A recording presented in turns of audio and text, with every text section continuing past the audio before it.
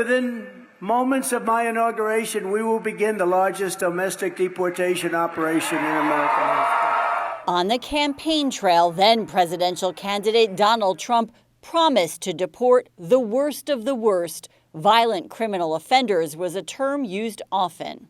We have never committed even the most minor crime. 20-year-old Sarah Lopez Garcia is the Suffolk Community College honors student who was arrested by immigration agents at her Mastic apartment in May. She had no criminal record and said she had a special juvenile immigration status, which is no longer being recognized. 41-year-old Fernando Mejia was a popular manager of Schmear Bagel and Cafe in Port Washington. He was detained in June on his way back from making a food delivery and also had no criminal history. Advocates and immigration attorneys argue neither of them are violent criminal offenders and say their stories are more of the reality of what's happening here on Long Island.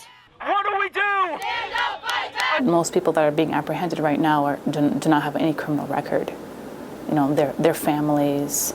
There are people who are showing up for work every day. With the recent passage of Trump's mega bill, which includes $170 billion for immigration enforcement, larger questions are now being asked about the future of the country's undocumented population. How do we create exemptions or carve-outs for certain working class groups, for certain, farmers, hospitality workers, people who have been in the country for more than a decade and have paid their taxes. On both sides of the aisle, we're seeing those discussions happen.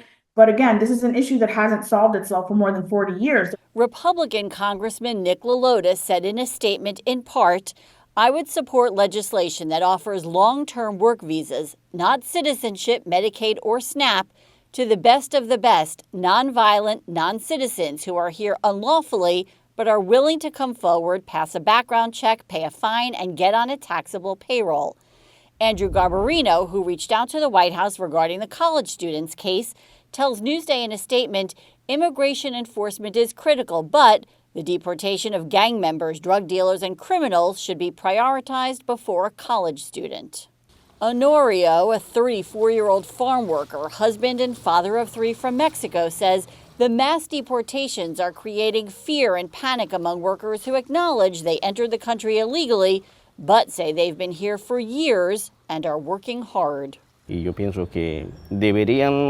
think they should, for example, look for the ones who are criminals, the real criminals. Everyone agrees with that, but when they take a worker who is going to work, I think that's wrong because he's coming to pursue a dream. I'm Shari Einhorn for Newsday TV.